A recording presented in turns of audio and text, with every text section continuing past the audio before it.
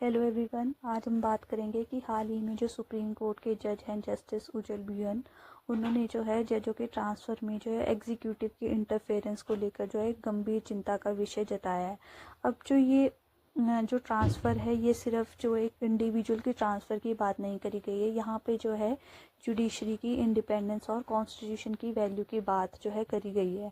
अब supreme court का ये मैटर क्या था? ये मैटर है कि कोलिजियम सिस्टम ने जो मिलकर एक जो है डिसीजन लिया था, ठीक है, जो जस्टिस अतुल श्रीधरन है उनकी ट्रांसफ़र को लेके उनको जो है ट्रांसफ़र कर दिया गया था मध्य प्रदेश हाई कोर्ट से छत्तीसगढ़ हाई कोर्ट में।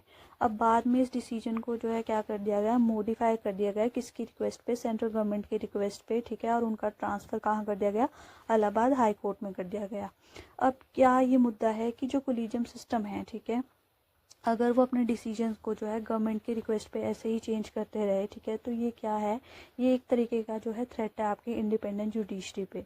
अब जस्टिस बुयन ने क्लियरली ये कहा है कि जो ट्रांसफ़र है या फिर जो पोस्टिंग होती है जजेस की, ठीक है, वो क्लियरली किसके अंडर आती है? वो जुडिशरी के डोमेन में आती है, ठीक है, और इस तरीके से एग्जीक्यूटिव का इंटरफेरेंस करना जुडिशरी के अंदर, ठीक है, वो कम्प्लीटली क्या है? एक तरीके का थ्रेट है आपकी इंडिपेंडेंट जुडिशरी के ऊपर।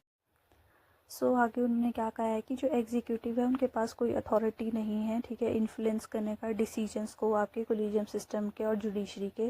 साथ ही साथ उन्होंने ये कहा है कि ये अगर जजेस का ट्रांसफ़र कर दिया जाता है सिर्फ इस बेसिस पे कि वो क्या है डिसीजंस ले रहे हैं गवर्नमेंट के किसी भी एक्शन के अगेंस्ट, ठीक है, तो वो क्या है? एक खतरा है आपके इंडिपेंडेंट जुडिशरी के ऊपर, ठीक है।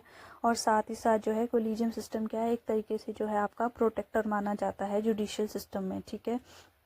और साथ ही साथ जो है कोलिजियम मेंबर्स क्या होते हैं? कोलिजियम मेंबर्स जो हैं डिसीजंस लेते हैं, ठीक है, आपस में मिलकर, ठीक है, और अगर वो डिसीजंस को अगर मॉडिफाई कर रहे हैं सिर्फ किसके बेसिस पे? गवर्नमेंट के प्रेशर के बेसिस पे, तो ये तरीके से क्वेश्चंस क्रिएट कर देता है उसकी क्रेडिबिलिटी और इंटीग्रिटी के ऊपर, जुडिशरी सिस्टम के ऊपर, ठीक है। साथ ही साथ जो है आगे जस्टिस भी उन्होंने कहा है कि ये जो है कम्प्लीटली क्या है? एक थ्रेट है आपका जुडिशियल इंडिपेंडेंस के ऊपर, ठीक है।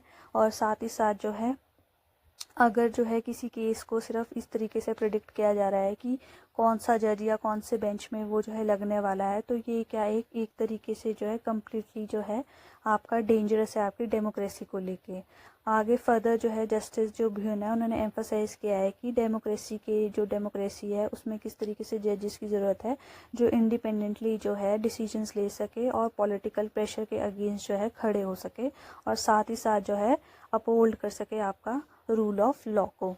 आज के लिए इतना ही। Thank you so